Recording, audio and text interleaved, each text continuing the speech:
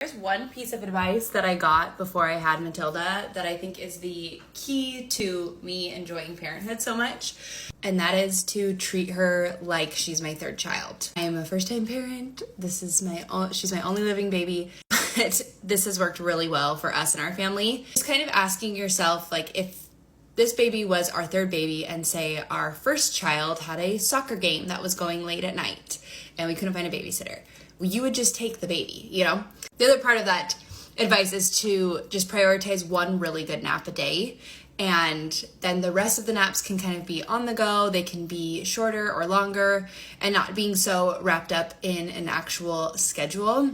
And again, this might not work for all families, but this seriously changed the game for me because I don't feel like Nick and I, we haven't changed our life that much. We have a baby and she doesn't sleep through the night, and that's really hard.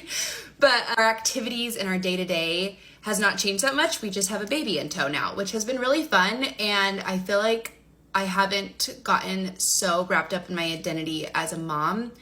Being a mom is everything to me, but I still feel like I have friends and I still feel like I can go and do things that I want to do. The other thing that I think is huge is I read some book about the European way of raising kids and how they just take their kids everywhere. Where in America, there's a lot of, we go and do kid-specific things, and then we get sitters to do adult-specific things instead of just bringing the child to adult, quote-unquote adult things, like going to restaurants and just going out and about and doing things. I think going out and taking your baby places and practicing that, sometimes she screams her head off, and that's totally fine.